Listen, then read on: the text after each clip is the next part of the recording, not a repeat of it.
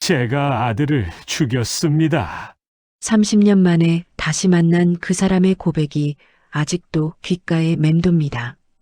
87세의 노인은 낡은 시계를 쥐고 오열했고 저는 그 앞에서 얼어붙었습니다.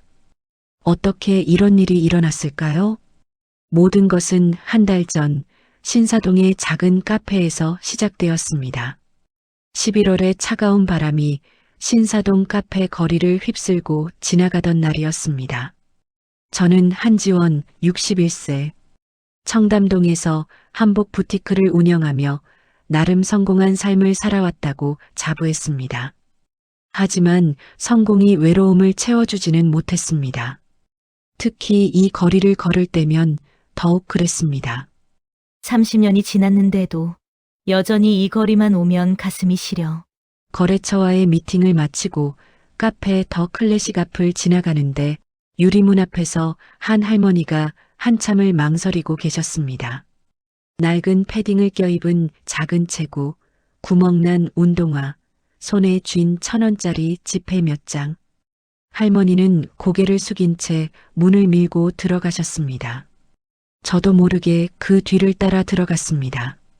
따뜻한 난방과 에스프레소 향기가 카페를 가득 채우고 있었습니다.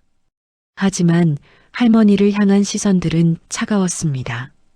명품 가방을 든 여성들, 노트북을 펼쳐놓은 젊은이들, 모두가 할머니를 보며 인상을 찌푸렸습니다.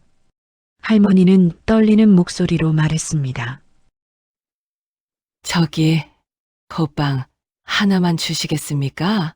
동전을 카운터에 올려놓는 할머니의 손이 심하게 떨렸습니다.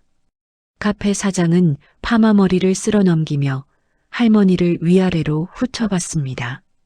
그녀의 입꼬리가 비틀렸습니다. 여기 무료급식소 아닙니다. 할머니, 저희는 최소 주문 금액이 10,000원이에요. 아, 그럼 제일 싼 거라도. 안 된다니까요.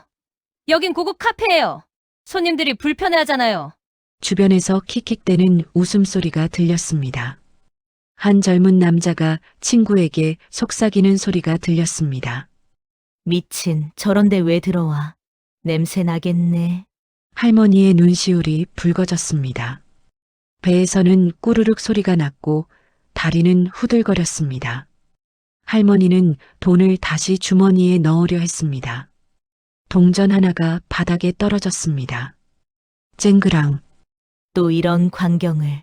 30년 전 내 모습이 저랬지. 제 가슴이 뜨거워졌습니다. 보육원 출신이라는 이유로 차별받던 그때의 제 모습이 할머니와 겹쳐 보였습니다. 그분 주문 제가 계산하겠습니다. 제 목소리가 카페를 가득 채웠습니다. 모든 시선이 저를 향했습니다. 저는 당당히 걸어 들어가며 검은색 한복 재킷의 깃을 바로 세웠습니다.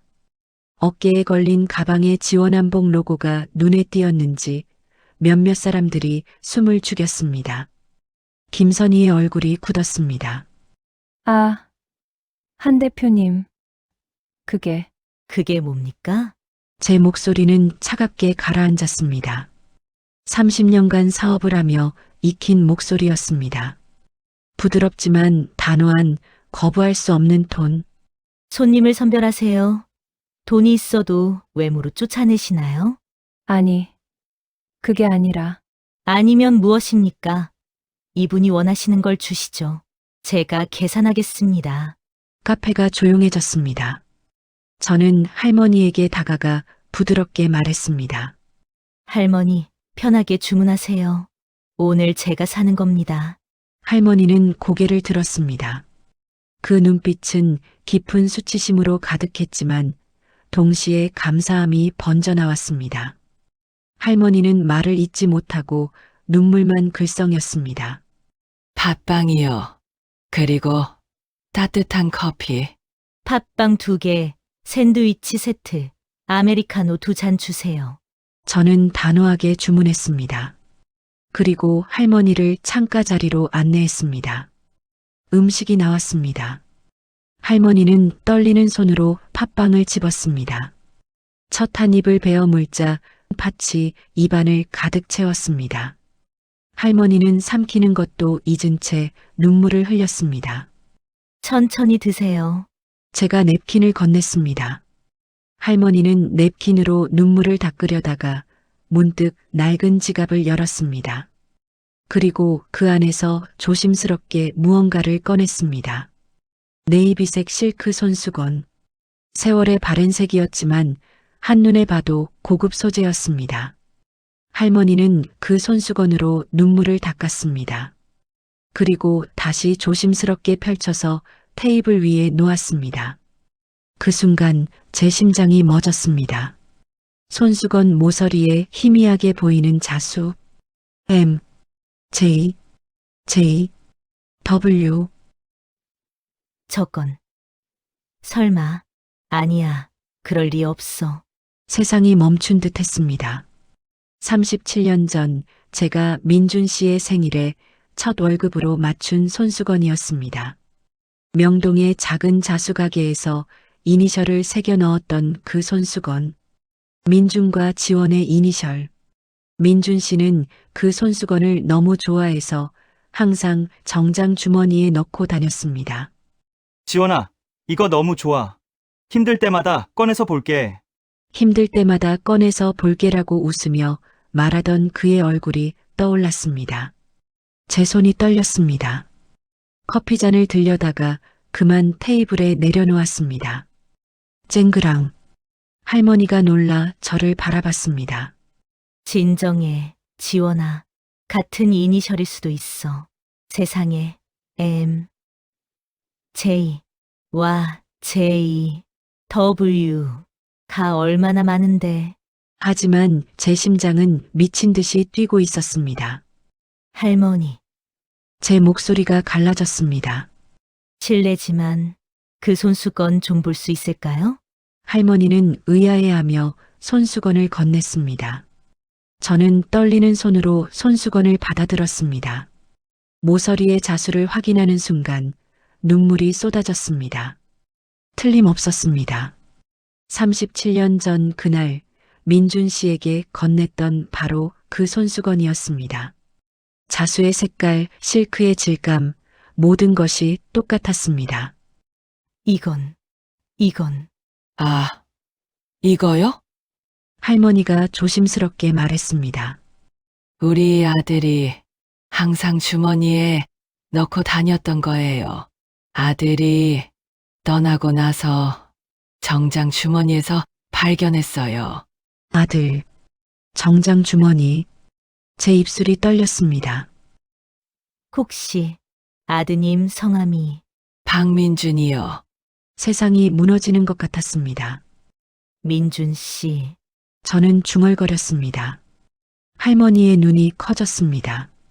어떻게 우리 아들을 아세요? 저는 손수건을 꽉 쥐었습니다. 37년간 잊으려 애썼던 기억들이 쏟아져 들어왔습니다. 빗속의 도로, 미끄러지는 차, 민준 씨의 마지막 미소. 저는 한지원입니다. 할머니의 얼굴이 창백해졌습니다. 손수건이 할머니의 손에서 떨어졌습니다. 지원 씨. 민준이가 그렇게 사랑했던. 네, 저예요. 저는 떨리는 목소리로 말했습니다. 37년 전 민준 씨와 함께 있었어요. 그날 사고 때 할머니의 눈에서 눈물이 주르륵 흘러내렸습니다. 할머니는 손수건을 다시 집어 얼굴을 묻었습니다. 30년간 이 손수건으로 얼마나 많은 눈물을 닦았을까. 저도 모르게 할머니의 손을 잡았습니다. 할머니, 정말 죄송해요. 제가 민준 씨를 지키지 못했어요. 아니에요. 할머니가 고개를 저었습니다. 아니에요. 지원 씨, 잘못은 우리한테 있어요. 네, 남편이 당신을 반대했어요. 할머니의 목소리가 갈라졌습니다. 보육원 출신이라고 우리 집안에 어울리지 않는다고 민준이한테 헤어지라고 했어요. 저는 말리지 못했어요. 그게 제 죄예요.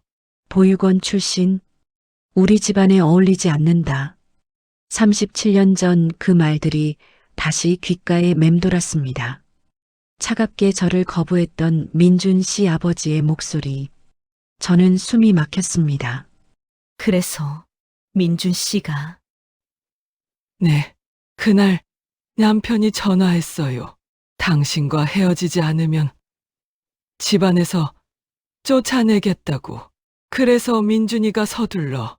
할머니는 더 이상 말을 잇지 못했습니다. 우리는 한동안 말없이 울었습니다.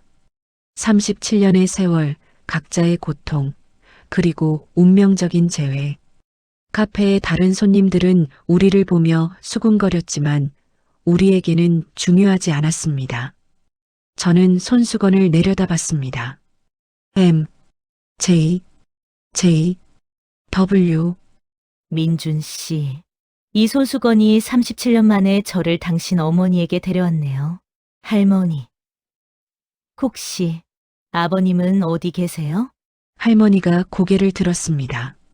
그녀의 눈에는 깊은 슬픔이 담겨 있었습니다. 탑골공원 근처에 기다리고 있어요. 우리 갈 곳이 없어서. 탑골공원. 갈 곳이 없다고? 제 가슴이 미어졌습니다. 한때 우리 집안에 어울리지 않는다며 저를 거부했던 그 사람, 중소기업 사장이었던 그 사람이 이제 노숙자가 되어 공원에서 기다리고 있다니. 정말이지. 세상은 참 아이러니하다. 저는 결심했습니다. 저를 안내해 주세요. 아버님을 뵙고 싶어요. 네, 아버님을 뵙고 싶어요. 할머니는 놀란 눈으로 저를 바라봤습니다. 하지만 남편이 당신한테 그렇게 했는데. 괜찮아요. 저는 손수건을 조심스럽게 할머니에게 돌려주며 말했습니다. 민준 씨도 원할 거예요. 민준 씨, 제가 용기를 내볼게요. 37년이 지났지만 이제야 당신 부모님을 만날 용기가 생겼어요. 우리는 카페를 나섰습니다. 사장이 뭐라고 말하려 했지만 저는 그녀를 쳐다보지도 않았습니다. 계산을 마치고 할머니의 팔을 부축하며 문을 나섰습니다. 11월의 찬바람이 얼굴을 때렸습니다. 하지만 이상하게도 춥지 않았습니다. 37년 만에 민준 씨와 다시 연결된 것 같아. 할머니가 조심스럽게 말했습니다. 지원 씨, 정말 괜찮겠어요? 남편이 당신을 보면. 괜찮아요. 할머니, 저는 고개를 끄덕였습니다. 61년을 살면서 배운 게 있어요. 용서는 상대방을 위한 게 아니라 나 자신을 위한 거라는 것. 그리고 저는 할머니의 손을 꽉 잡았습니다. 이제 혼자 늙고 싶지 않아요. 할머니의 눈에서 또다시 눈물이 흘러내렸습니다. 하지만 이번에는 슬픔만이 아니었습니다. 희망이 섞여 있었습니다. 우리는 탑골공원을 향해 걸었습니다.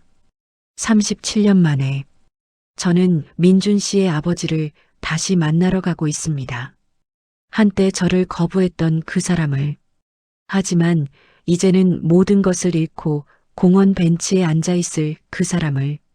손수건이 할머니의 주머니에서 살짝 보였습니다. M, J, W. 민준 씨, 당신이 우리를 다시 만나게 해준 거죠? 이 손수건을 통해서.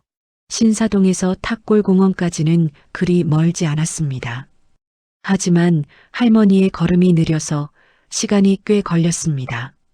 할머니는 제 팔을 꽉 잡고 조심스럽게 걸었습니다. 할머니가 중얼거렸습니다. 당신을 만날 수 있을 거라고는 생각도 못했어요. 저도요.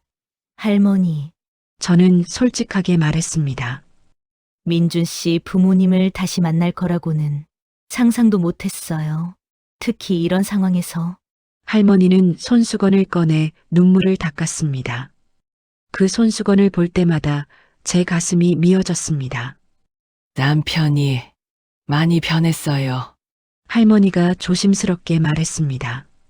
37년 전 그 사람이 아니에요.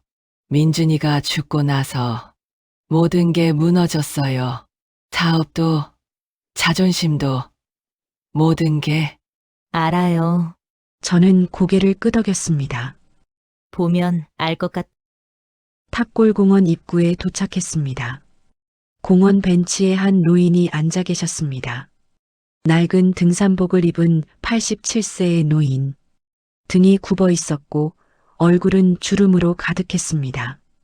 저 사람이 박종삼? 저를 차갑게 거부했던 그 사람. 중소기업 사장으로 당당했던 그 사람이 이제 이렇게 작아 보였습니다. 할머니가 노인에게 다가갔습니다. 여보, 지원 씨를 모셔왔어요. 노인이 고개를 들었습니다. 그 순간 제 심장이 다시 한번 멎었습니다. 노인의 손목에 낡은 시계가 보였습니다. 저 시계, 설마 세이코 시계. 제가 민준 씨에게 선물했던 바로 그 시계였습니다. 노인은 저를 보자 고개를 들지 못했습니다. 그의 눈빛은 수치심과 죄책감으로 가득했습니다. 지지원 씨, 노인의 목소리는 떨렸습니다. 정말 미안합니다. 왜 사과하세요? 제 목소리는 차가웠습니다. 37년간 쌓인 분노가 한순간에 치밀어 올랐습니다. 37년이 지났는데요. 보육원 출신이라고, 우리 집안에 어울리지 않는다고, 그렇게 말했던 사람이, 노인은 고개를 더 숙였습니다. 제가 당신을 반대했습니다. 보육원 출신이라고, 우리 집안에 어울리지 않는다고. 알고 있어요. 저는 차갑게 말했습니다.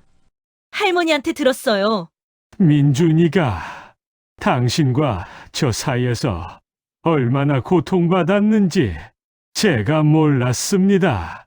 아니, 알면서도 외면했습니다. 노인은 손목시계를 풀어 제게 건넸습니다. 그 손이 심하게 떨렸습니다. 이거 당신이 민준이한테 준 거죠? 제 손이 떨렸습니다.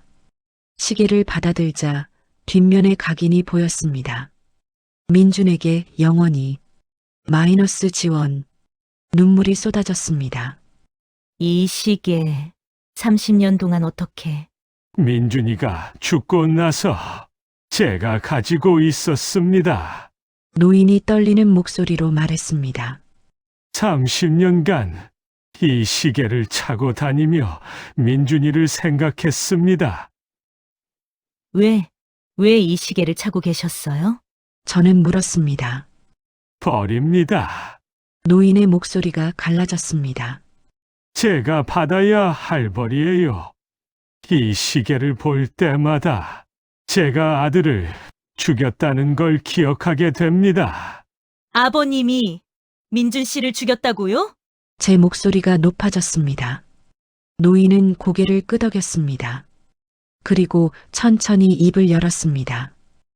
그날 제가 민준이에게 전화했습니다. 그날, 사고 당일, 당신과 헤어지지 않으면 집안에서 쫓아내겠다고, 재산도 한 푼 안 주겠다고 그렇게 말했습니다. 제 다리에 힘이 풀렸습니다. 벤치에 주저앉았습니다. 그래서 민준이가 서둘러 당신을 만나러 가다가 빗길에 그래서 민준 씨가 그렇게 급하게 운전했구나. 37년 전 그날이 떠올랐습니다. 빗속에서 차를 몰고 오던 민준 씨, 지원아, 괜찮아. 아버지를 설득할게라고 말하던 그의 다급한 목소리, 제가 아들을 죽였습니다. 노인은 오열했습니다. 제 계급 의식이, 제 자존심이 아들을 죽였어요. 할머니도 함께 울었습니다. 저는 두 노인을 바라봤습니다. 분노와 연민이 교차했습니다. 이 사람들도 30년을 지옥에서 살았구나. 민준이가 죽고 나서 모든 게 무너졌습니다. 노인이 계속 말했습니다. 사업도 망했고, 집도 잃었고, 이제는 이렇게 노인은 자신의 낡은 옷을 내려다봤습니다. 이게 제가 받아야 할 벌입니다. 계급 의식 때문에 아들을 잃은 사람의 벌. 저는 시계를 꽉 쥐었습니다. 30년 전 민준 씨에게 이 시계를 선물하던 날이 떠올랐습니다. 민준 씨, 이 시계처럼 우리 영원히 함께해요. 그럴게, 지원아. 영원히. 하지만 영혼은 오지 않았습니다. 아버님, 저는 떨리는 목소리로 말했습니다. 37년간 이 시계를 차고 계셨다고요? 네. 민준이를 잊지 않기 위해서, 그리고 제 죄를 기억하기 위해서. 이 사람도 벌을 받았어. 37년간 살아있는 지옥에서. 하지만 분노는 쉽게 사라지지 않았습니다. 민준 씨는 아버님을 사랑했어요. 제가 말했습니다. 사고 나기 전까지 아버님을 설득하려고 애썼어요. 아버지는 날 사랑하기 때문에 반대하는 거야 라고 말했어요. 노인은 더욱 오열했습니다. 그걸 알아요. 그래서 더욱 괴로워요. 민준이는 날 이해했는데 나는 민준이를 이해하지 못했어요. 할머니가 남편의 어깨를 감싸 안았습니다. 여보, 이제 그만. 어떻게 그만둬요? 제가 아들을 죽였는데. 저는 두 노인을 바라봤습니다. 한때 저를 거부했던 사람들. 하지만 이제는 모든 것을 잃고 거리에서 떠도는 노인들. 민준 씨, 제가 어떻게 해야 할까요? 두 분, 제가 입을 열었습니다. 제 집으로 가시죠. 두 노인이 놀라 저를 바라봤습니다. 뭐라고요? 제 집으로 가세요. 오늘부터 편히 쉬실 수 있게 해드릴게요.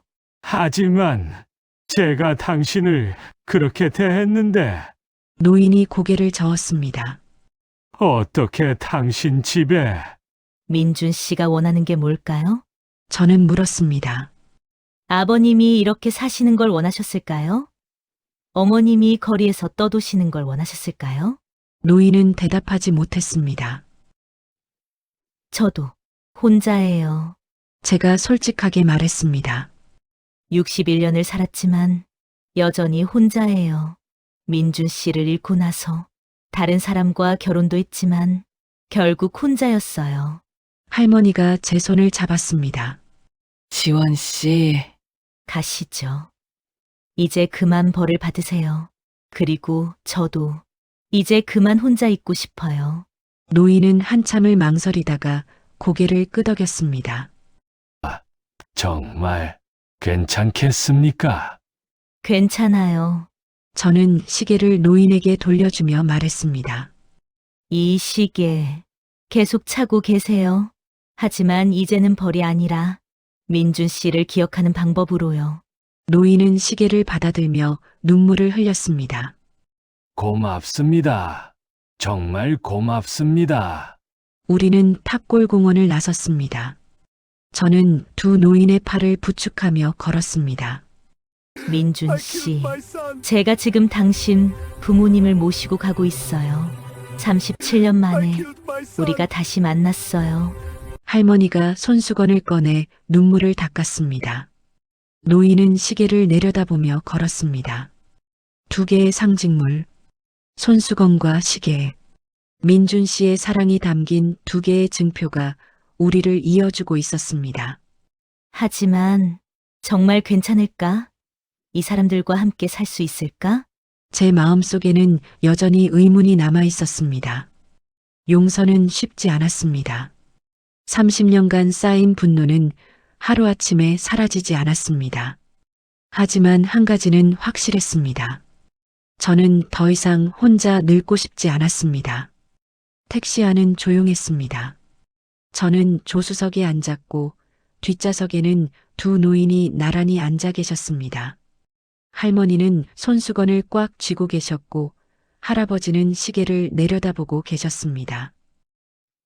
정말 이게 맞는 걸까? 제 마음속에는 여전히 의문이 남아 있었습니다. 30년 전 저를 거부했던 그 사람을 제 집으로 모시는 것이 옳은 일일까요?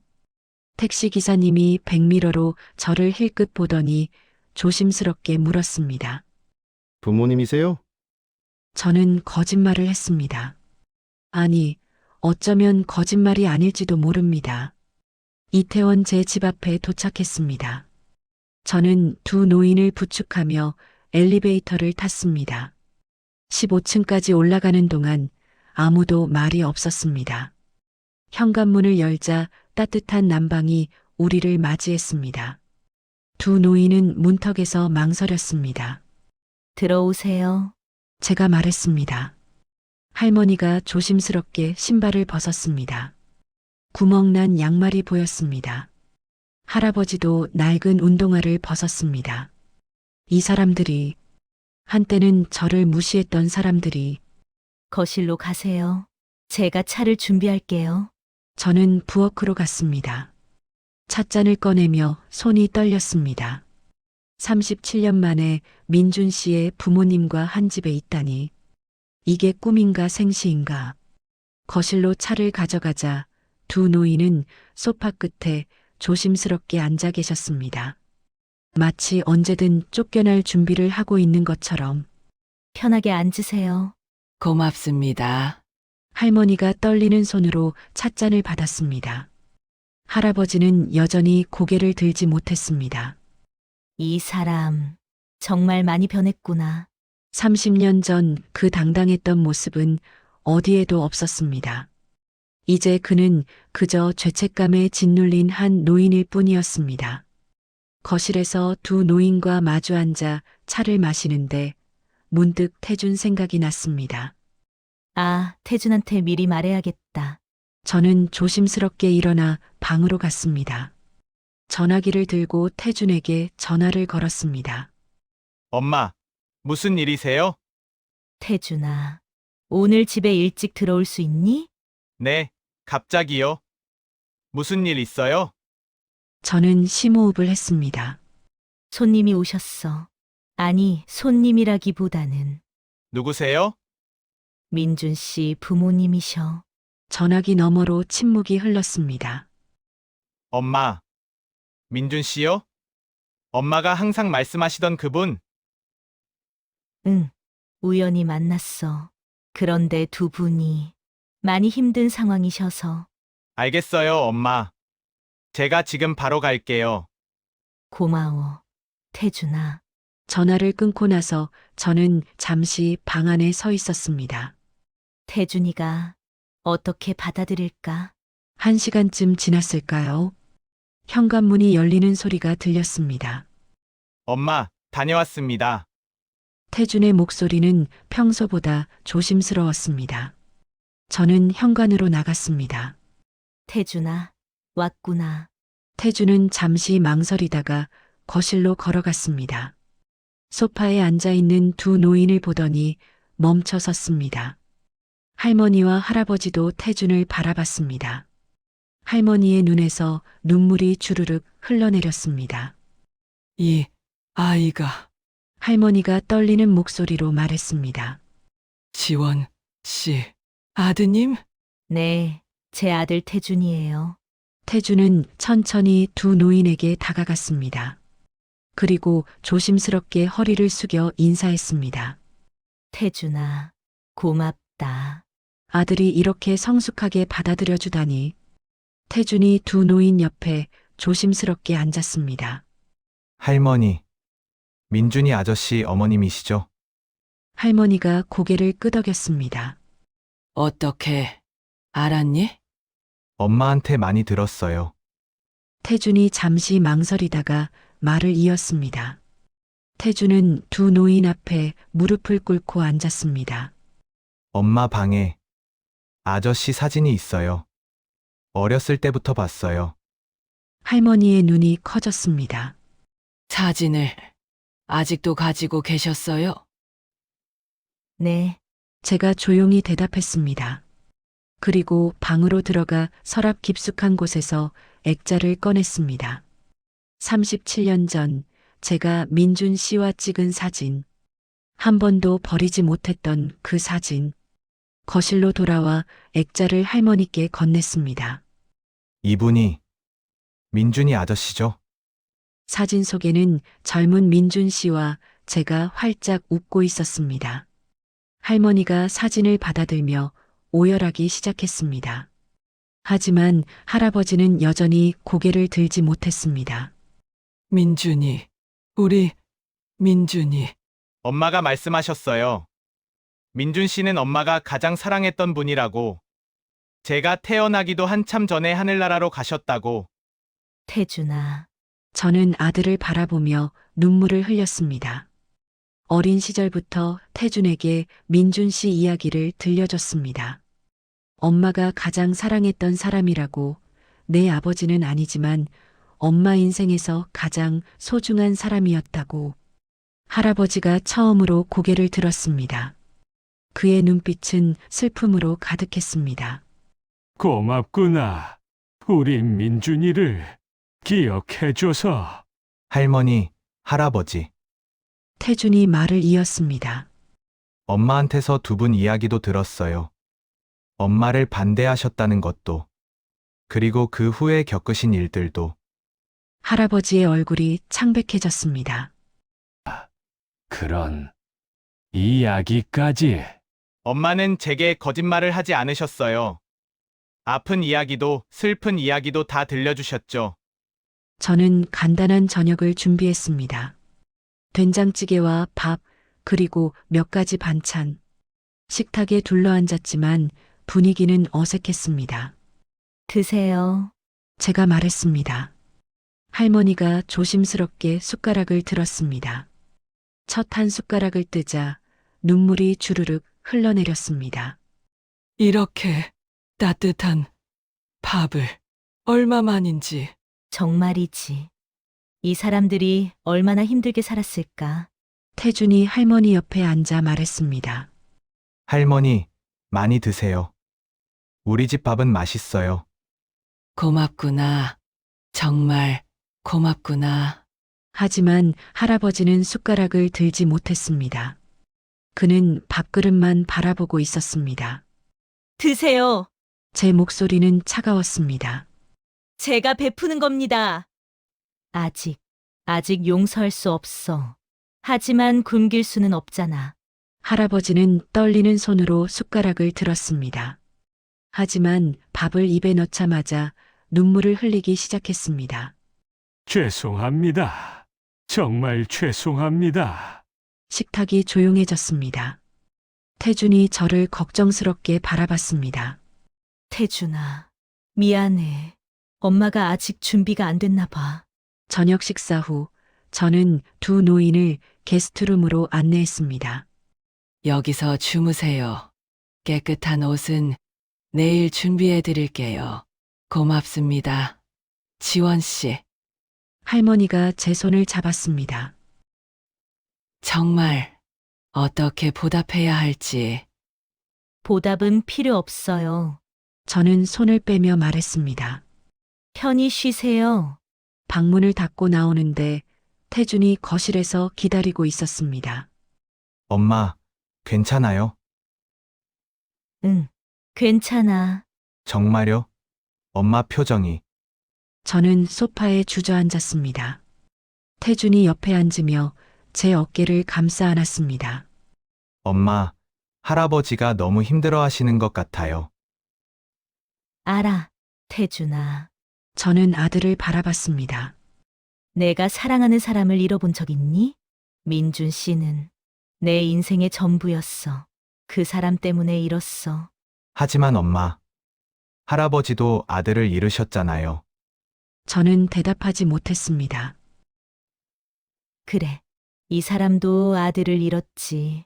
하지만 한밤중이었습니다. 저는 잠이 오지 않아 거실로 나왔습니다. 물을 마시려고 부엌으로 가는데 게스트룸에서 소리가 들렸습니다. 흐느끼는 소리. 저는 문 앞에 멈춰 섰습니다. 민준아, 아버지가 미안하다. 내가 너를 죽였어. 내가 할아버지의 목소리였습니다. 여보, 이제 그만. 할머니가 남편을 달래는 소리가 들렸습니다. 어떻게 그만둬? 내가 아들을 죽였는데 내 계급 의식이, 내 자존심이. 여보, 지원 씨가 우릴 받아줬잖아요. 이제 받아준 게 아니야. 동정하는 거지. 우리가 불쌍해서. 동정. 정말 그럴까? 저는 문 앞에 서서 생각했습니다. 제가 이 사람들을 받아들인 건 정말 동정 때문일까요? 아니면 나는 지원 씨 얼굴을 볼 수가 없어요. 내가 그 아이한테 뭘 했는지. 보육원 출신이라고. 우리 집안에 어울리지 않는다고. 보육원 출신, 우리 집안에 어울리지 않는다. 그 말들이 다시 귓가에 맴돌았습니다. 37년 전 그 차가운 목소리. 저는 주먹을 꽉 쥐었습니다. 아직 용서할 수 없어. 다음 날 아침, 저는 일찍 일어나 아침을 준비했습니다. 밥을 짓고 국을 끓이고 반찬을 차렸습니다. 왜 이러고 있는 걸까? 이 사람들을 위해. 하지만 손은 멈추지 않았습니다.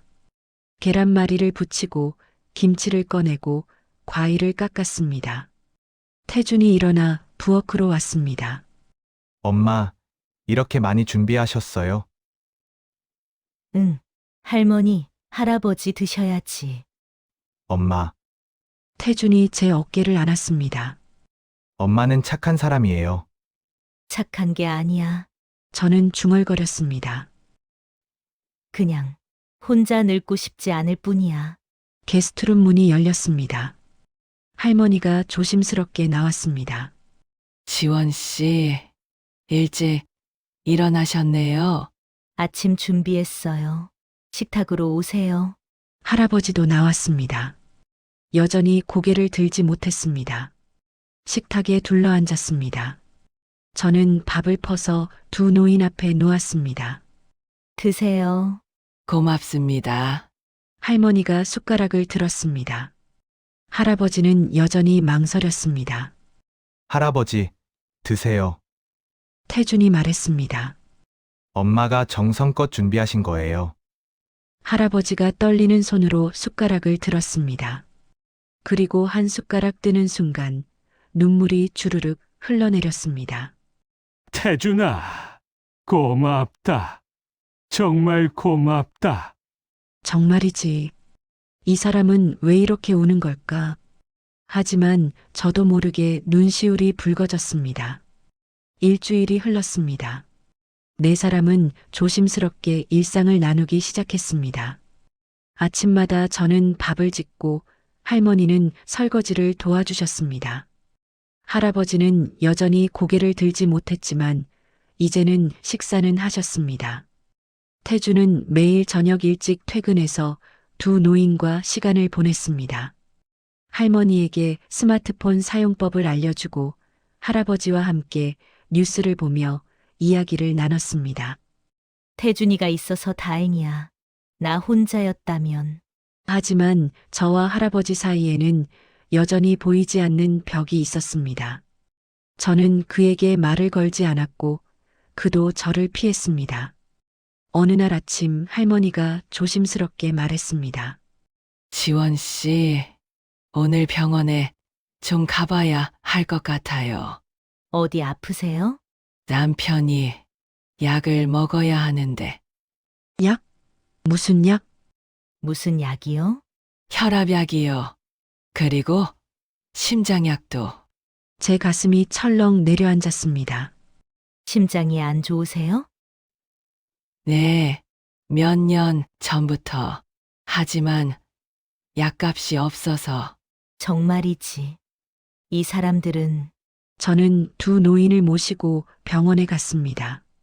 진료실에서 의사 선생님이 심각한 표정으로 말했습니다. 약을 언제부터 안 드셨어요? 한 6개월쯤.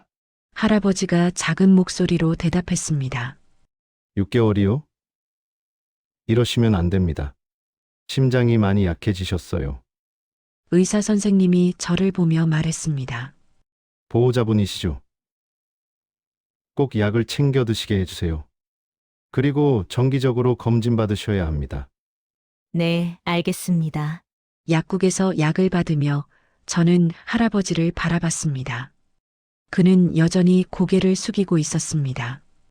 이 사람 정말 죽으려고 했던 건가?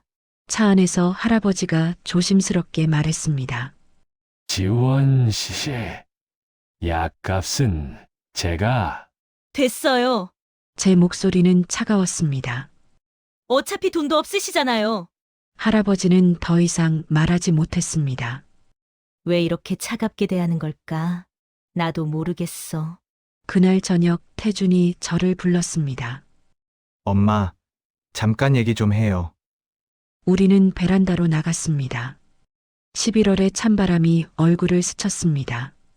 엄마, 할아버지 할머니 옷 좀 사드려야 할 것 같아요. 응, 그래야지. 그리고 엄마, 태준이 망설이다가 말했습니다. 할아버지한테 좀 더 따뜻하게 대해주세요. 할아버지가 너무 힘들어 하세요. 밤마다 악몽 꾸시는 거 엄마도 알죠?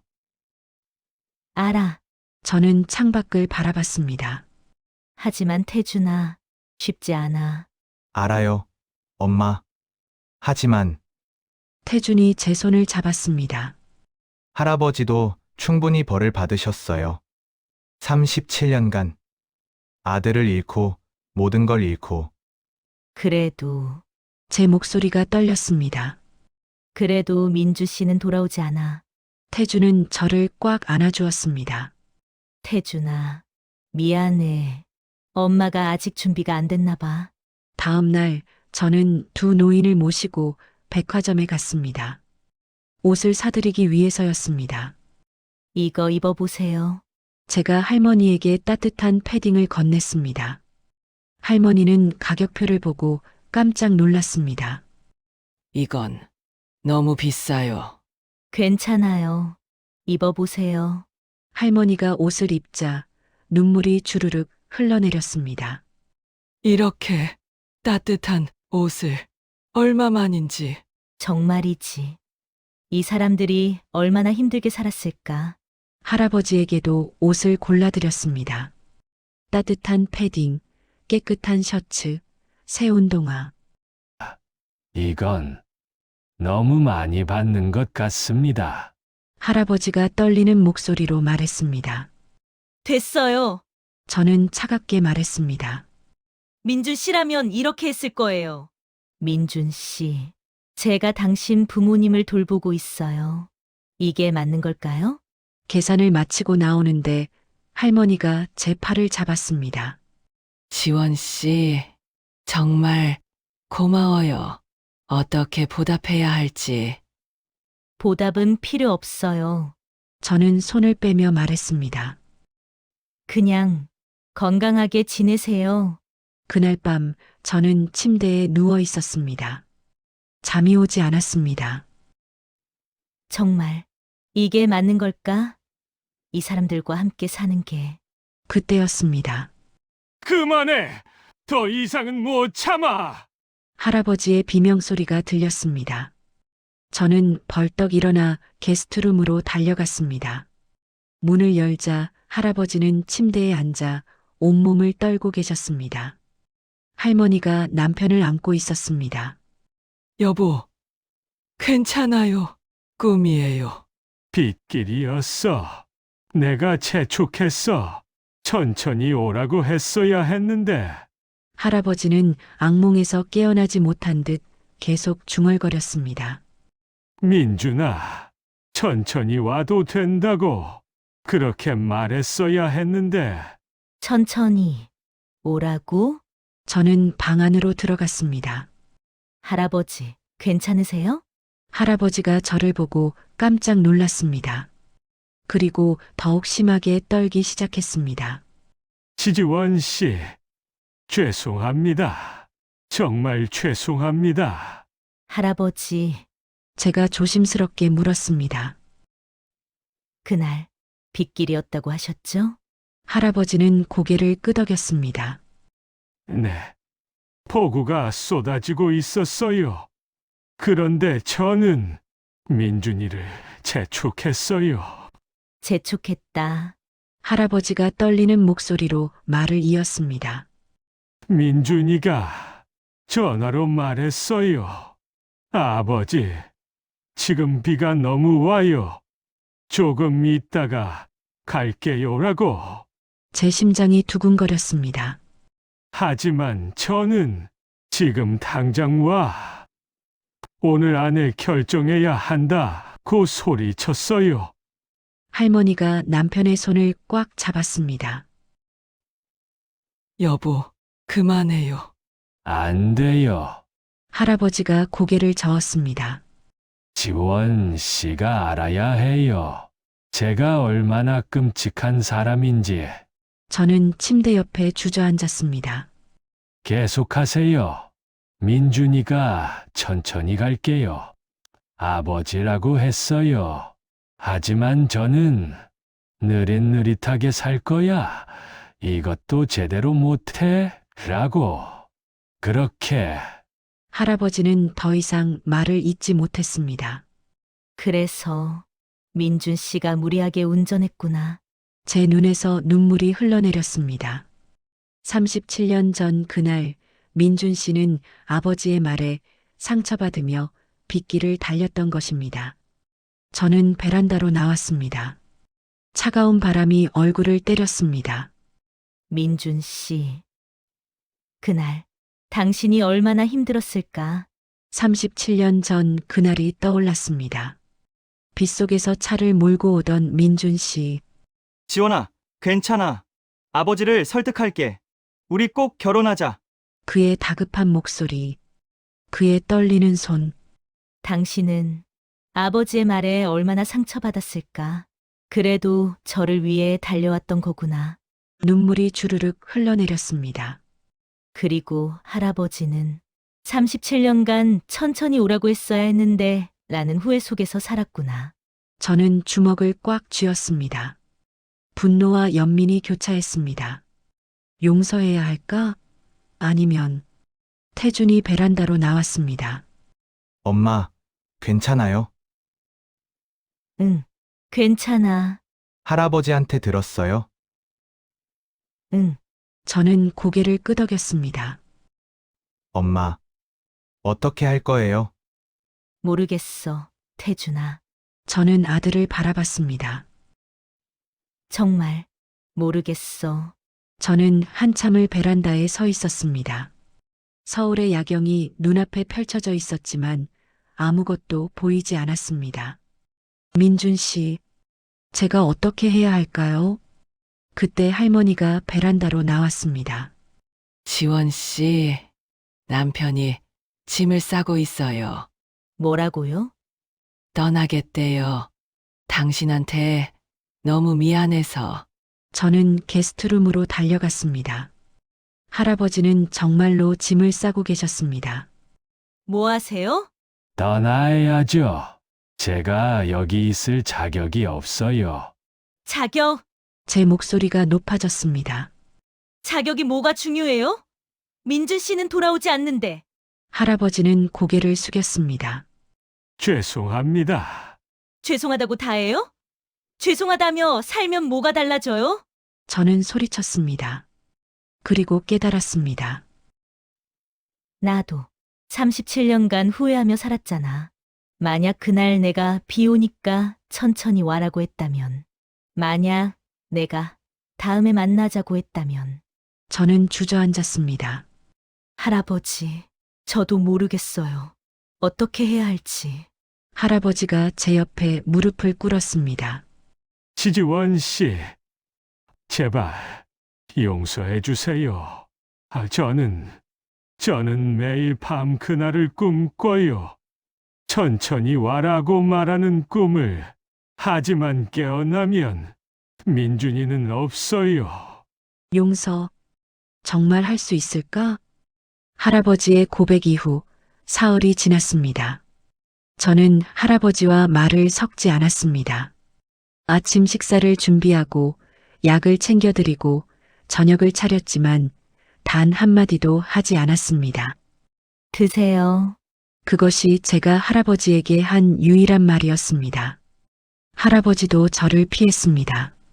제가 거실에 나오면 방으로 들어가고 제가 부엌에 있으면 베란다로 나가셨습니다. 마치 그림자처럼 서로의 존재를 지우려 애썼습니다. 할머니만 우리 사이를 오가며 안절부절 못했습니다. 지원 씨, 남편이 밥을 거의 안 먹어요. 약은 드리고 있어요. 제 대답은 차가웠습니다. 그래도 말 한마디. 할 말이 없어요. 정말 할 말이 없는 걸까? 아니면 무슨 말을 해야 할지 모르는 걸까? 태준도 걱정스러운 눈빛으로 저를 바라봤지만 아무 말도 하지 않았습니다. 그저 저녁마다 일찍 들어와 할아버지와 시간을 보냈습니다. 사흘째 되는 날 오후 저는 청담동 부티크로 출근했습니다. 집에만 있으면 미칠 것 같았습니다. 부티크 직원 수진이 놀라며 말했습니다. 대표님, 안색이 안 좋으세요. 괜찮아. 정말요? 얼굴이 많이 상하셨는데. 저는 거울을 봤습니다. 수진 말이 맞았습니다. 사흘간 제대로 자지 못한 얼굴이 거울에 비쳤습니다. 다크서클이 짙어졌고 눈빛은 생기를 잃었습니다. 민준 씨, 제가 무엇을 해야 하는지 알려주세요. 오후에 단골 손님이 찾아왔습니다. 70대 초반의 우아한 여성, 김 여사님이었습니다. 지원 씨, 오늘 얼굴이 왜 그래요? 아, 괜찮습니다. 거짓말. 뭔가 있어. 말해봐요. 저는 망설이다가 입을 열었습니다. 김 여사님은 오랜 단골이자 제 사정을 아는 몇 안 되는 분이었습니다.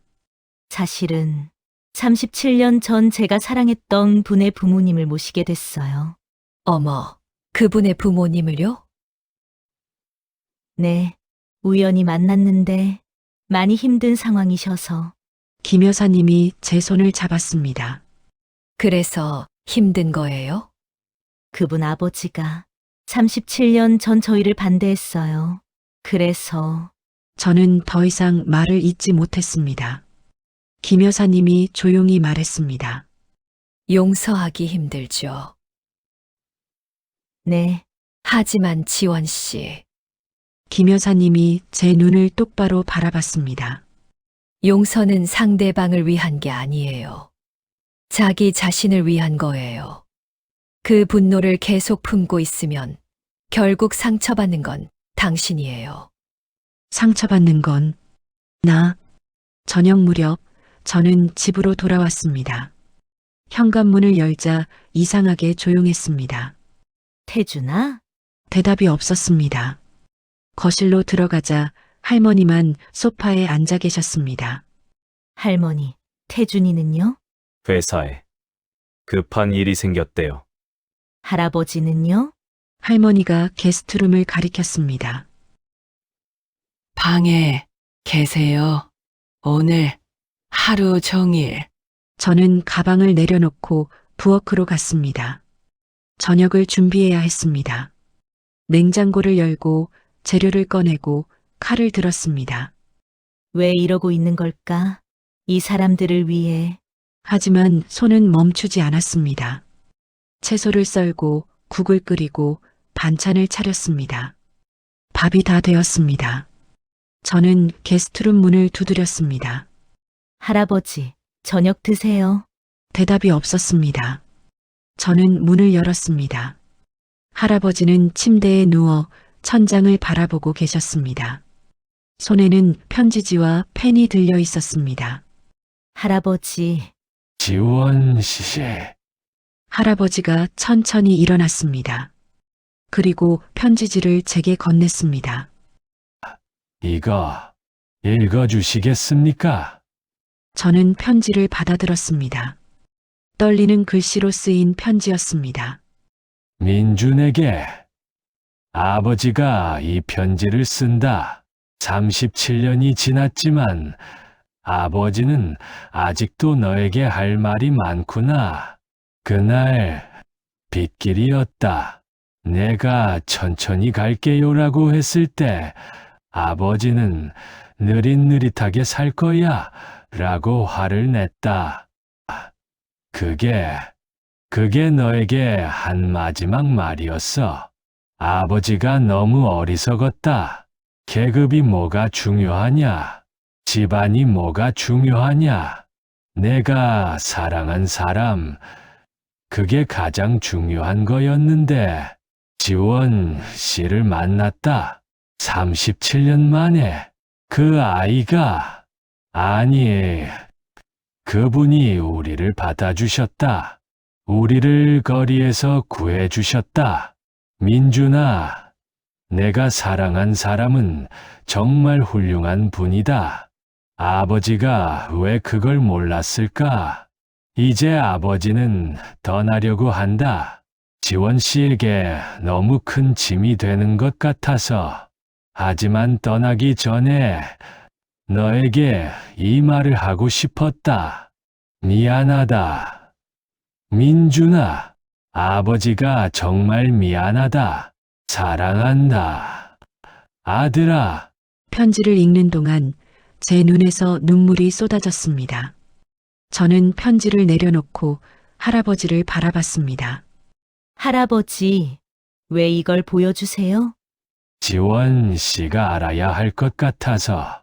제가 뭘 알아야 해요? 할아버지가 떨리는 목소리로 말했습니다. 제가 얼마나 후회하며 사는지를. 알아요. 제 목소리도 떨렸습니다. 알아요, 할아버지. 할아버지가 얼마나 힘드신지, 밤마다 악몽 꾸시는 것도 알아요. 그런데 왜? 왜냐하면 저는 주저앉았습니다. 저도 후회하거든요. 37년간. 만약 제가 그날 비 오니까 다음에 만나자고 했다면, 만약 제가 더 강하게 민준 씨를 설득했다면. 할아버지가 제 옆에 무릎을 꿇었습니다. 아니에요. 지원 씨. 당신 잘못이 아니에요. 다 제 잘못이에요. 아니에요. 저는 고개를 저었습니다. 우리 둘 다 민준 씨를 지키지 못했어요. 둘 다 후회하며 37년을 살았어요. 우리는 한참을 울었습니다. 거실로 나오자 할머니가 기다리고 계셨습니다. 할머니도 울고 계셨습니다. 지원 씨, 저도 할 말이 있어요. 할머니, 저도 남편만큼이나 죄가 많아요. 할머니가 손수건을 꺼냈습니다. 그 네이비색 손수건. 남편이 당신을 반대할 때 저는 아무 말도 못했어요. 속으로는 당신을 받아들이고 싶었는데 남편이 무서워서. 할머니, 민준이가 얼마나 힘들어했는지 알았어요. 매일 밤 방에서 혼자 울던 거 다 알았어요. 하지만 저는 겁쟁이였어요. 할머니가 제 손을 잡았습니다. 지원 씨, 용서해 주세요. 제가 더 강했다면 민준이를 지킬 수 있었을 텐데. 저는 할머니를 꽉 안았습니다. 할머니, 괜찮아요. 이제 괜찮아요. 정말 괜찮은 걸까? 나는 정말 이 사람들을 용서할 수 있을까? 밤 10시쯤 태준이 돌아왔습니다. 거실에서 세 사람이 앉아 있는 모습을 보고 놀랐습니다. 엄마, 무슨 일 있었어요? 아니야. 괜찮아. 태준이 저를 자세히 바라봤습니다. 그리고 조심스럽게 물었습니다. 엄마, 우셨어요? 응. 저는 솔직하게 대답했습니다. 울었어. 많이. 태준이 제 옆에 앉았습니다. 엄마, 조금 나아지셨어요? 모르겠어. 저는 할아버지를 바라봤습니다. 할아버지는 여전히 고개를 숙이고 계셨습니다. 하지만 조금은 알 것 같아. 할아버지도 피해자라는 걸. 엄마, 민준 씨도, 나도, 할아버지도, 할머니도, 우리 모두 그날의 피해자였어. 그날 밤 저는 오랜만에 깊이 잠들었습니다. 악몽도 꾸지 않았습니다. 아침에 일어나자 이상하게 마음이 가벼웠습니다. 사흘간 짓눌렀던 무게가 조금 덜어진 것 같았습니다. 부엌으로 가자 할머니가 이미 일어나 계셨습니다. 할머니, 일찍 일어나셨네요. 네, 잠이 안 와서. 저도요. 우리는 함께 아침을 준비했습니다. 밥을 짓고 국을 끓이고 반찬을 차렸습니다. 말은 많지 않았지만 이상하게 편안했습니다. 할아버지가 조심스럽게 부엌 문 앞에 섰습니다. 지원 씨, 저는 할아버지를 바라봤습니다. 그리고 천천히 입을 열었습니다. 할아버지, 식탁에 앉으세요. 아침 거의 다 됐어요. 할아버지의 눈이 커졌습니다. 정말 괜찮습니까? 괜찮아요. 저는 처음으로 할아버지를 똑바로 바라보며 말했습니다. 아직 용서는 어려워요. 솔직히 말하면 아직도 화가 나요. 할아버지가 고개를 숙였습니다. 하지만 저는 계속 말했습니다. 민준 씨라면 우리가 이렇게 지내는 걸 원하지 않았을 것 같아요.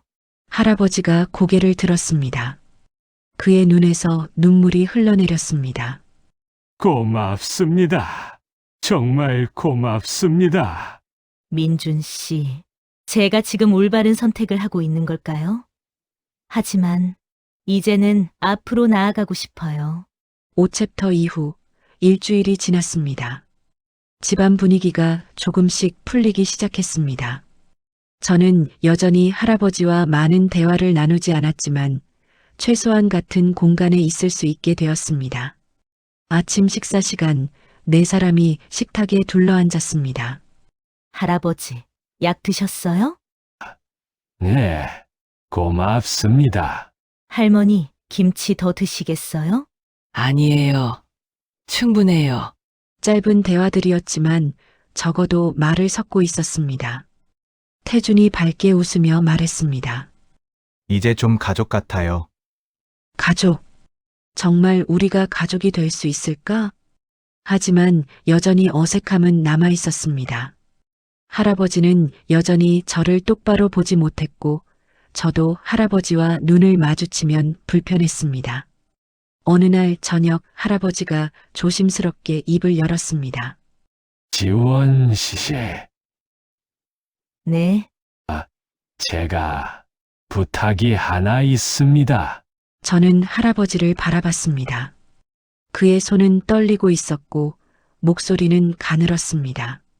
민준이를 만나러 가고 싶습니다. 제 심장이 멎는 것 같았습니다. 민준 씨를요? 네, 묘지에 37년간 한 번도 가지 못했습니다. 37년간 한 번도 할머니가 남편의 손을 잡으며 말했습니다. 남편이 갈 용기가 없었대요. 아들 얼굴을 볼 자격이 없다고. 저는 아무 말도 할 수 없었습니다. 30년간 아들의 묘지에 가지 못한 아버지. 그 고통이 어떤 것일까요? 지원 씨, 할아버지가 떨리는 목소리로 말했습니다. 저도 이제 작별을 구하고 싶습니다. 용서를 구하고 싶습니다. 작별, 용서. 저는 창밖을 바라봤습니다. 12월의 차가운 바람이 나무를 흔들고 있었습니다. 저도 오랜만이에요. 제 목소리가 갈라졌습니다. 5년 전이 마지막이었어요. 태준이 놀라며 물었습니다. 엄마, 그렇게 오래됐어요? 응. 너무 힘들어서 갈 수가 없었어. 다음 날 아침 우리는 일찍 일어났습니다. 저는 검은색 한복을 꺼내 입었습니다. 할머니도 깨끗한 옷으로 갈아입으셨습니다. 할아버지는 새로 산 정장을 입고 손목에 세이코 시계를 찼습니다. 태준이 차를 준비했습니다. 엄마, 준비됐어요? 응. 저는 심호흡을 했습니다. 30년 전 민준 씨를 마지막으로 본 그날 이후 묘지에 갈 때마다 가슴이 찢어지는 것 같았습니다. 그래서 5년 전을 마지막으로 발걸음을 끊었습니다. 민준 씨, 이제 당신을 만나러 가요. 당신 부모님과 함께. 차 안은 조용했습니다. 아무도 말이 없었습니다. 할아버지는 계속 시계를 내려다보고 계셨고 할머니는 손수건을 꽉 쥐고 계셨습니다. 엄마, 태준이 조심스럽게 물었습니다. 괜찮으세요? 괜찮아. 하지만 제 손은 떨리고 있었습니다. 묘지에 도착했습니다. 경기도 외곽의 작은 공원 묘지. 30년 전 민준 씨를 이곳에 모셨습니다. 차에서 내리자 차가운 바람이 얼굴을 때렸습니다. 할아버지가 차 문을 잡고 한참을 서 계셨습니다. 할머니가 남편의 팔을 잡았습니다. 괜찮아요. 우리 함께 가요. 할아버지가 천천히 발걸음을 옮겼습니다. 하지만 몇 걸음 가지 못하고 멈춰 섰습니다. 안 돼. 못 가겠어. 할아버지, 태준이 할아버지의 다른 팔을 잡았습니다. 제가 함께 갈게요. 천천히 가요. 저는 앞장서서 걸었습니다. 익숙한 길이었습니다. 입구에서 200m쯤 올라가면 왼쪽 언덕에 민준 씨의 묘가 있었습니다. 민준 씨, 30년 만에 당신 아버지가 찾아와요. 묘지 앞에 섰습니다. 박민준. 비석에 새겨진 이름이 눈에 들어왔습니다. 제 눈에서 눈물이 주르륵 흘러내렸습니다. 민준 씨, 오랜만이에요. 할아버지가 무릎을 꿇었습니다. 그리고 비석 앞에 엎드려 오열하기 시작했습니다. 민준아, 아버지가 왔다. 30년 만에. 미안하다. 정말 미안하다. 할머니도 무릎을 꿇고 울었습니다. 민준아, 엄마가 너를 지키지 못했어. 미안해. 저는 그 옆에 앉았습니다. 태준이 제 어깨를 감싸 안았습니다. 민준 씨, 제 목소리가 떨렸습니다. 당신 부모님 모셔왔어요. 늦었지만 이제라도 만나세요. 비석은 차갑게 서 있을 뿐이었습니다. 한참을 운 후 할아버지가 입을 열었습니다. 민준아, 아버지가 할 말이 있다. 할아버지는 비석에 손을 얹으며 말을 이었습니다. 내가 사랑한 사람, 지원 씨를 만났다. 37년 만에. 민준 씨, 듣고 있나요? 그 아이가, 아니, 그분이 우리를 받아주셨다. 거리에서 떠돌던 우리를. 할아버지의 목소리가 갈라졌습니다. 아버지가 그렇게 반대했던 그 사람이 우리를 구해줬다. 넌 옳았어, 민준아. 내 선택은 틀리지 않았어. 할머니가 손수건을 비석 앞에 놓았습니다. 민준아, 이 손수건. 내가 항상 가지고 다니던 거. 엄마가 37년간 간직했어. 그 손수건, 제가 선물했던. 저는 손수건을 집어들었습니다. 그리고 비석에 대고 말했습니다. 민준 씨, 기억나요? 당신 생일에 제가 선물했던 거. 눈물이 손수건을 적셨습니다. 태준이 무릎을 꿇고 비석 앞에 섰습니다. 민준 아저씨, 처음 뵙겠습니다. 저는 한태준이에요. 태준아, 엄마한테 많이 들었어요. 엄마가 가장 사랑했던 분이라고. 태준이 비석에 손을 얹었습니다. 아저씨가 살아계셨다면 제 아버지가 되셨을 텐데. 할아버지가 태준을 바라봤습니다. 고맙구나. 우리 민준이를 기억해줘서. 할아버지, 태준이 할아버지를 안았습니다. 이제 가족이에요. 우리 모두. 가족. 정말 우리가 가족이 된 걸까? 할아버지가 손목시계를 풀었습니다. 37년간 차고 다녔던 세이코 시계. 민준아, 이 시계 지원 씨가 너한테 준 거지? 할아버지가 시계를 비석 앞에 놓았습니다. 아버지가 30년간 벌로 차고 다녔어. 너를 잊지 않기 위해서. 할아버지, 저는 시계를 집어들었습니다. 안 돼요. 이건 할아버지가 가지고 계세요. 하지만 민준 씨가 원하는 건 할아버지가 이 시계를 벌로 차는 게 아니에요. 저는 시계를 할아버지 손목에 다시 채워드렸습니다. 이제는 민준 씨를 기억하는 방법으로 차세요. 벌이 아니라. 할아버지가 제 손을 잡았습니다. 고맙습니다. 정말 고맙습니다. 저는 손수건을 비석 옆에 놓았습니다. 민준 씨, 이건 여기 두고 갈게요. 당신 곁에. 민준 씨, 안녕. 이제 진짜 안녕이에요. 묘지를 나오며 저는 뒤돌아봤습니다. 비석 옆에 놓인 네이비색 손수건이 바람에 살랑거렸습니다. 민준 씨, 당신이 우리를 다시 만나게 해준 거죠? 이 손수건으로. 차 안에서 할머니가 말했습니다. 이제 조금 마음이 가벼워진 것 같아요. 저도요. 할아버지도 고개를 끄덕였습니다. 저는 창밖을 바라봤습니다. 12월의 하늘은 맑았습니다. 민준 씨, 이제 전 앞으로 나아갈게요. 당신을 잊는 게 아니라 당신과 함께 살아갈게요.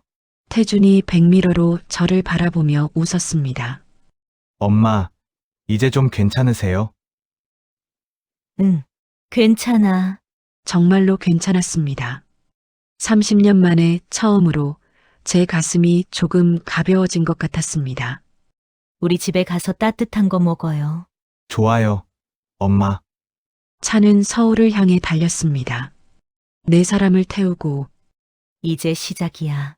진짜 가족이 되는 건 이제부터야. 묘지 방문 이후 2주가 지났습니다. 12월 중순 거리에는 크리스마스 장식이 가득했습니다. 집 안 분위기도 많이 밝아졌습니다. 할아버지는 조금씩 웃음을 되찾았고 저도 마음의 문을 조금씩 열고 있었습니다. 어느 날 저녁 태준이 제안했습니다. 우리 크리스마스에 가족 사진 찍을까요? 가족 사진. 할머니가 놀라며 물었습니다. 네, 할머니. 우리 4명 다 같이요. 가족 사진. 정말 우리가 가족이 된 걸까? 할아버지가 조심스럽게 말했습니다. 제가 사진에 나와도 될까요? 할아버지, 당연하죠. 태준이 웃으며 말했습니다. 우리 가족이잖아요. 저는 그 말을 들으며 미소 지었습니다.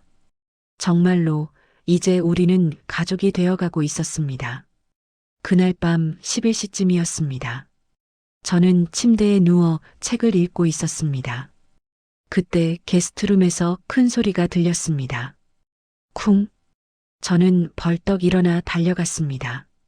방문을 열자 할아버지가 바닥에 쓰러져 계셨습니다. 할아버지! 할머니가 남편을 흔들며 울고 계셨습니다. 여보, 정신 차려요.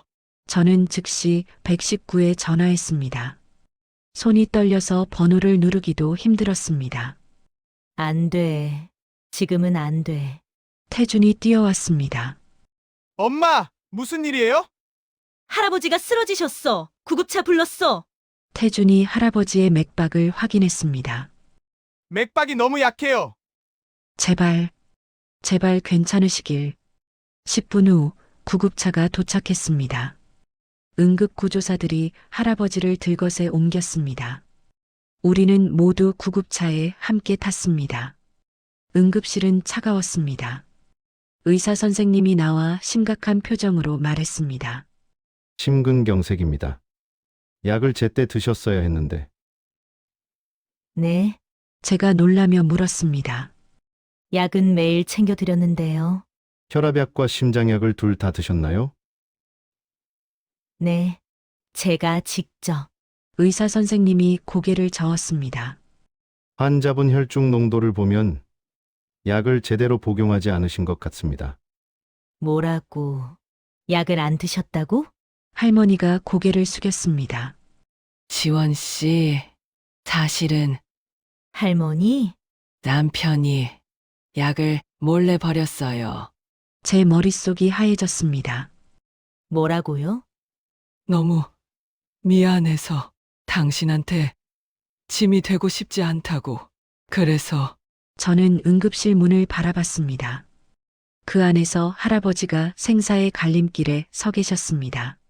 할아버지, 왜 그러셨어요? 수술이 시작되었습니다. 우리는 복도에서 기다렸습니다. 할머니는 계속 울고 계셨고 태주는 저를 부축했습니다. 저는 아무 생각도 할 수 없었습니다. 제발, 살아나세요. 2시간이 지났습니다. 수술실 문이 열렸습니다. 의사 선생님이 나왔습니다. 일단 고비는 넘겼습니다. 하지만요? 심장이 많이 약해져 있어서 언제 또 이런 일이 생길지 모릅니다. 할머니가 주저앉았습니다. 그럼 얼마나 더? 앞으로 몇 개월 혹은 몇 년 장담할 수 없습니다. 하지만 제대로 관리하시면 시간을 더 벌 수 있습니다. 몇 개월, 몇 년. 저는 벽에 기댔습니다. 다리에 힘이 풀렸습니다. 새벽 4시 잠깐 면회가 허락되었습니다. 할아버지는 중환자실 침대에 누워 계셨습니다. 온몸에 관과 기계가 연결되어 있었습니다. 세이코 시계는 간호사가 빼서 보관하고 있었습니다. 저는 침대 옆에 섰습니다. 할아버지의 손을 잡았습니다. 차가웠습니다. 할아버지, 제 목소리가 떨렸습니다. 왜 약을 안 드신 거예요? 할아버지의 눈꺼풀이 살짝 떨렸습니다. 의식이 있는 것 같았습니다. 당신한테 짐이 되고 싶지 않았다고요? 그게 무슨 말씀이세요? 눈물이 쏟아졌습니다. 제가 할아버지를 받아들인 게 동정이라고 생각하셨어요? 할아버지의 입술이 움직였습니다. 하지만 소리는 나오지 않았습니다. 아니에요. 저는 할아버지의 손을 꽉 쥐었습니다. 할아버지, 저도 이제 가족이 생긴 거예요. 37년 만에 혼자가 아닌 거예요. 면회 시간이 끝났습니다. 저는 복도로 나왔습니다. 할머니가 저를 기다리고 계셨습니다. 지원 씨, 미안해요. 할머니, 제가 남편을 더 잘 봤어야 했는데. 저는 할머니를 안았습니다. 할머니 잘못이 아니에요. 하지만 제 잘못이에요. 제가 말했습니다. 제가 할아버지를 진심으로 받아들이지 않았어요. 입으로만 괜찮다고 했지. 마음으로는 아직도 벽을 쌓고 있었어요. 태준이 제 어깨를 감싸 안았습니다. 엄마, 그게 아니에요. 아니야, 태준아. 저는 고개를 저었습니다. 할아버지가 느꼈을 거야. 내가 아직도 완전히 용서하지 못했다는 걸. 정말이지. 나는 왜 이렇게 늦게 깨달은 걸까? 새벽 5시, 우리는 병원 카페테리아에 앉아 있었습니다. 아무도 말이 없었습니다. 자판기 커피를 마시며 각자 생각에 잠겨 있었습니다. 엄마, 태준이 조심스럽게 말했습니다. 할아버지, 깨어나시겠죠? 응, 그러실 거야.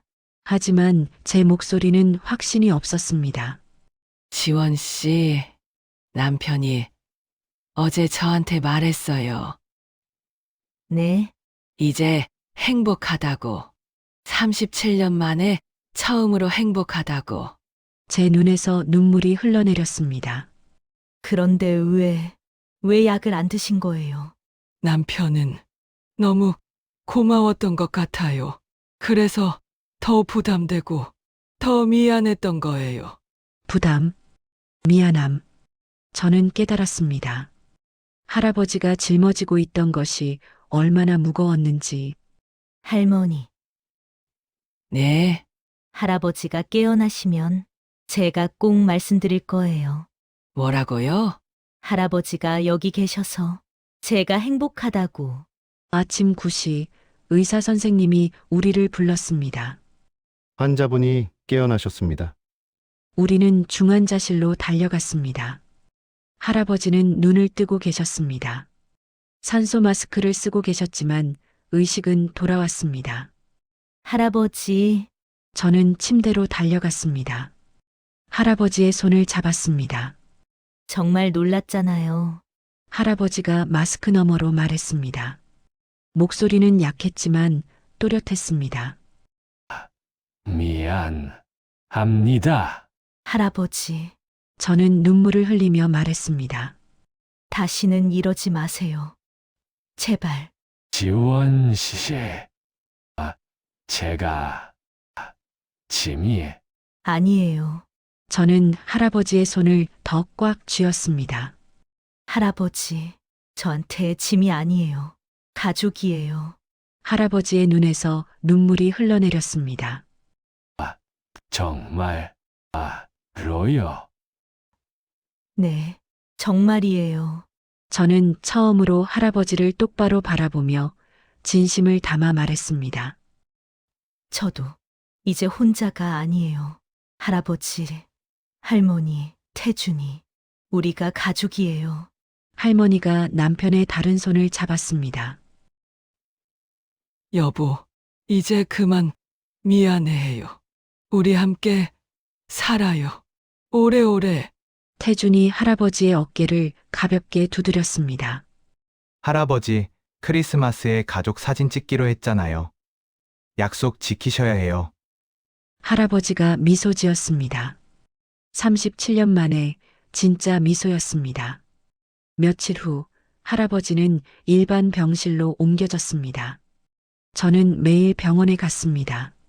아침 일찍 죽을 끓여서 할아버지께 직접 떠드렸습니다. 한 숟가락만 더 드세요. 고맙습니다. 이제 고맙다는 말 그만하세요. 가족한테 매번 고맙다고 하면 어떡해요. 할아버지가 저를 바라봤습니다. 지원 씨. 정말 괜찮습니까? 뭐가요? 제가 여기 있어도 저는 숟가락을 내려놓고 할아버지의 손을 잡았습니다. 할아버지, 제가 진짜 원하는 게 뭔지 아세요? 할아버지가 건강하게 오래 사시는 거예요. 할머니랑 함께, 우리랑 함께. 할아버지의 눈에서 또 눈물이 흘렀습니다.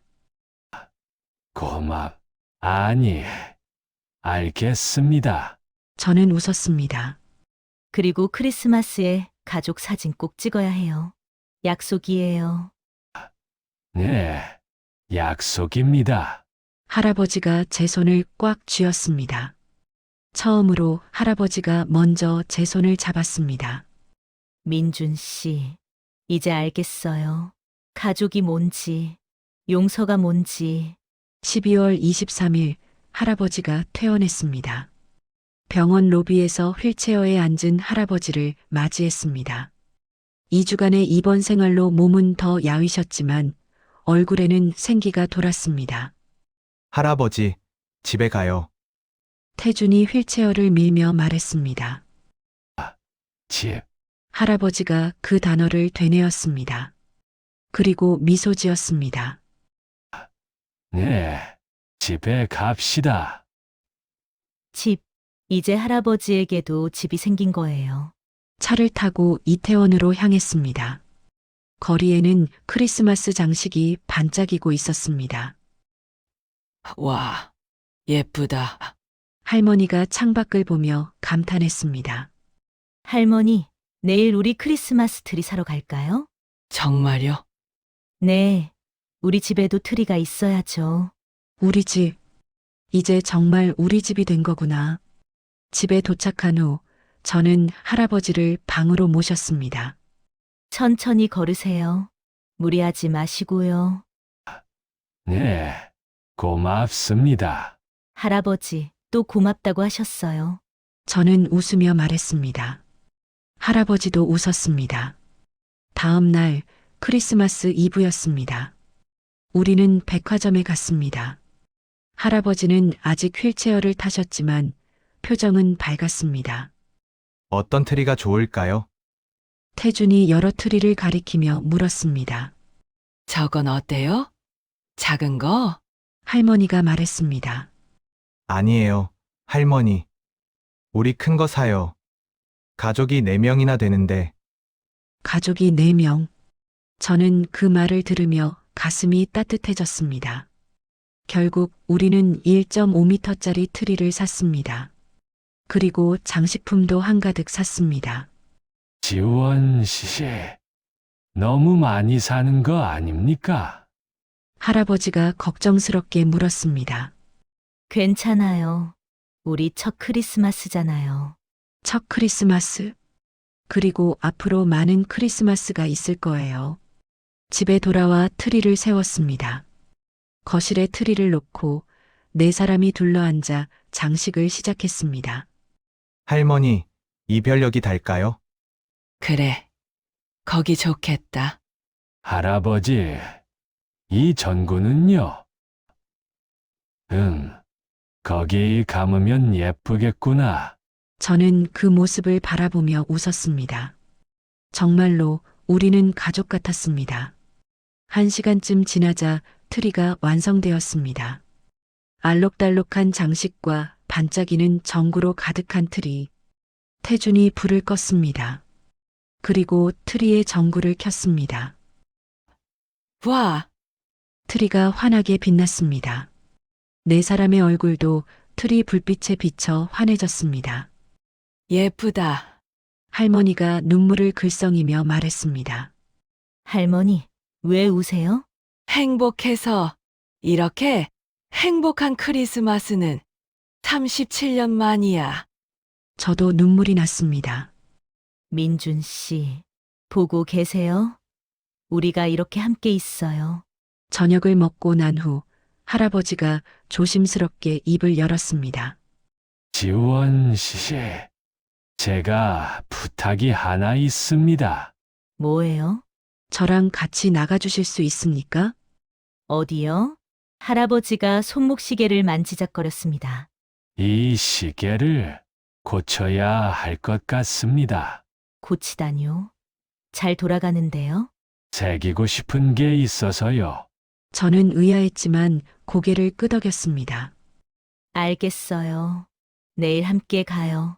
다음 날 오전, 저는 할아버지와 함께 종로의 작은 시계방을 찾았습니다. 어서 오세요. 나이 든 시계공이 우리를 맞이했습니다. 이 시계 뒷면에 글씨를 새기고 싶습니다. 할아버지가 세이코 시계를 건넸습니다. 시계공이 시계를 뒤집었습니다. 아, 여기 이미 글씨가 있네요. 민준에게 영원히. 제가 새긴 글씨. 제 가슴이 뭉클해졌습니다. 이 아래에 한 줄 더 새길 수 있습니까? 네, 가능합니다. 할아버지가 종이를 꺼내 보여줬습니다. 거기에는 떨리는 글씨체로 이렇게 쓰여 있었습니다. 그리고 가족에게 영원히. 마이너스 종삼전은 할아버지를 바라봤습니다. 할아버지의 눈에는 눈물이 고여 있었습니다. 할아버지, 지원 씨, 이 시계는 당신이 민준이에게 준 선물이죠. 그리고 이제 저는 이 시계로 우리 가족을 기억하고 싶습니다. 할아버지, 민준이의 사랑이 우리를 만나게 했어요. 이제 이 시계는 우리 가족의 시계입니다. 저는 할아버지의 손을 잡았습니다. 좋은 생각이에요. 시계공이 작업을 시작했습니다. 30분쯤 지나자 작업이 끝났습니다. 시계를 받아들고 뒷면을 확인했습니다. 민준에게 영원히, 지원, 그리고 가족에게 영원히, 마이너스 종삼 두 줄의 글씨가 새겨져 있었습니다. 완벽해요. 저는 시계를 할아버지 손목에 다시 채워드렸습니다. 할아버지, 이제 이 시계는 정말 따뜻한 시계예요. 시계방을 나와 근처 카페로 갔습니다. 따뜻한 차를 마시며 창밖을 바라봤습니다. 지원 씨, 할아버지가 조심스럽게 말을 꺼냈습니다.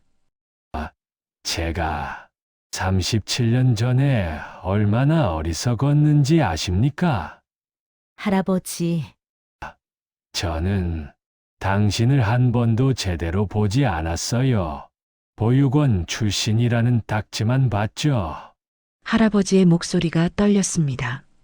하지만 지금 당신을 보니 민준이가 왜 당신을 사랑했는지 알겠어요.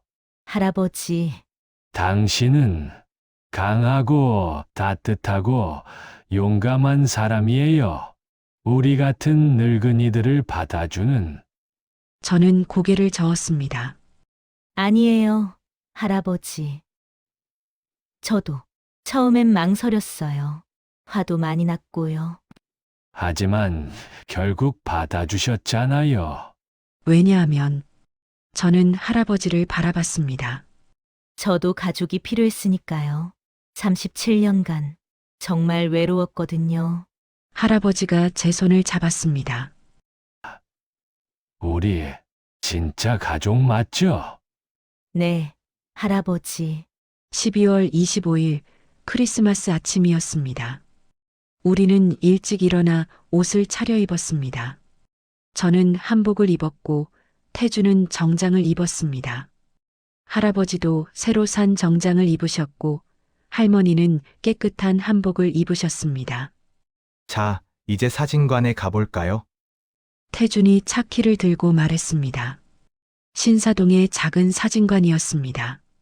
사진사님이 우리를 맞이했습니다. 가족 사진이시죠? 네, 몇 분이세요? 4명입니다. 저는 자랑스럽게 말했습니다. 사진관 안으로 들어갔습니다. 배경과 조명이 준비되어 있었습니다. 자, 여기 앉으세요. 할아버지와 할머니가 의자에 앉았습니다.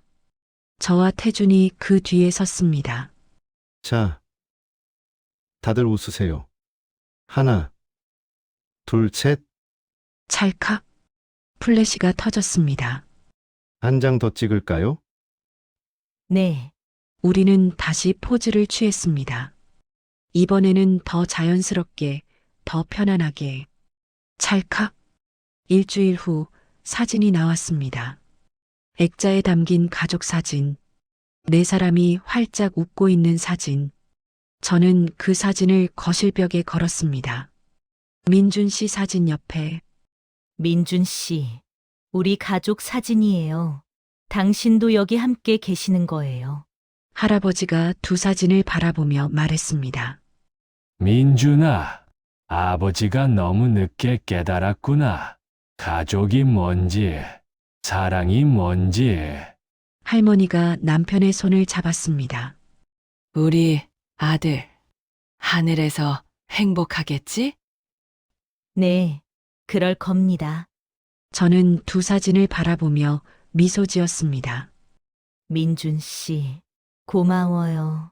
당신 부모님을 저에게 보내줘서. 1월 1일 새해가 밝았습니다. 우리는 함께 떡국을 먹으며 새해를 맞이했습니다. 올해는 모두 건강하자. 제가 말했습니다. 네, 건강하고 행복하게 지내요. 태준이 말했습니다. 여보, 우리 오래 살자. 할머니가 남편의 손을 잡으며 말했습니다. 할아버지가 손목 시계를 바라봤습니다. 세이코 시계. 37년간 차고 다녔던 그 시계. 지원 씨, 네, 이 시계 이제는 벌이 아니에요. 그럼요. 이제는 행복의 증표예요. 당신과 민준이의 사랑, 그리고 우리 가족의 시작. 저는 고개를 끄덕였습니다. 네, 할아버지. 따뜻한 시계예요. 따뜻한 시계.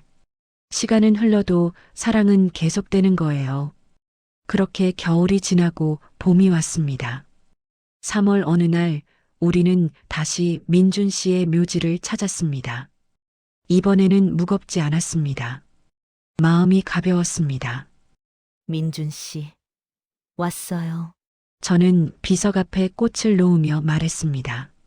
할아버지, 할머니도 함께 왔어요. 이제 우리 가족이에요. 할아버지가 비석에 손을 얹었습니다. 민준아, 아버지가 이제야 행복하다. 너 덕분이야. 할머니도 눈물을 흘리며 말했습니다. 민준아, 엄마도 이제 웃을 수 있어. 지원 씨가 우리를 용서해줬어. 태준이 비석 앞에 무릎을 꿇었습니다. 민준 아저씨, 저희 가족 잘 지내고 있어요. 아저씨도 하늘에서 편히 쉬세요. 우리는 한참을 그 자리에 앉아 있었습니다. 봄바람이 불어왔습니다. 따뜻한 바람이. 그로부터 3년이 지났습니다. 저는 65세가 되었고 할아버지는 90세가 되셨습니다. 할머니는 86세. 우리는 여전히 함께 살고 있습니다.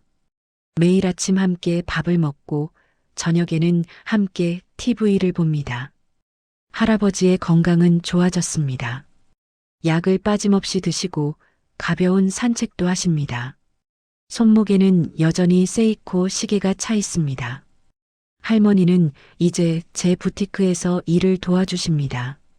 손님들에게 한복 이야기를 들려주시며 시간을 보냅니다. 태주는 결혼을 앞두고 있습니다. 예쁜 여자분을 만났습니다. 엄마, 할아버지, 할머니도 제 결혼식에 오시는 거 맞죠? 당연하지. 우리 가족인데. 할아버지가 웃으며 말했습니다.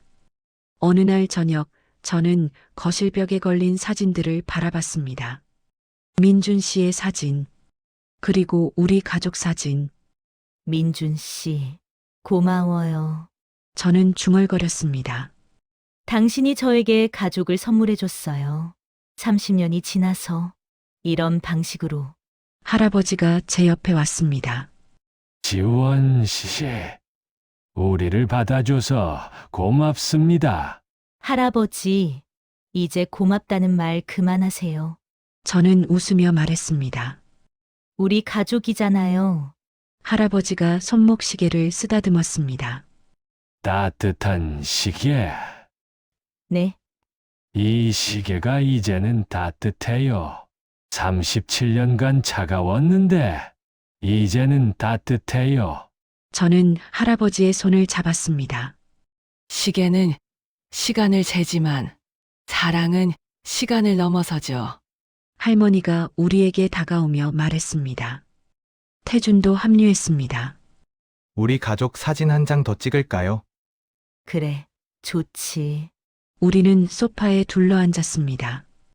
태준이 셀카봉을 들었습니다. 자, 하나, 둘, 셋. 찰칵. 사진 속에는 네 사람이 활짝 웃고 있었습니다.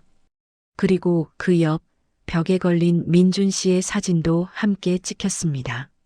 마치 5명의 가족처럼. 해시태그 작가의 말. 시계는 멈출 수 있지만 사랑은 멈추지 않습니다. 30년이라는 시간이 흘렀지만 민준의 사랑은 세 사람을 다시 만나게 했습니다. 계급과 편견이 만든 벽을 시간이 무너뜨렸습니다. 용서는 상대방을 위한 것이 아닙니다. 나 자신을 위한 것입니다. 지원이 할아버지를 용서하면서 그녀도 자유로워졌습니다. 가족은 피로만 만들어지지 않습니다. 시간과 이해, 그리고 사랑으로 만들어집니다. 이 이야기를 읽는 모든 분들이 자신의 따뜻한 시계를 발견하시길 바랍니다.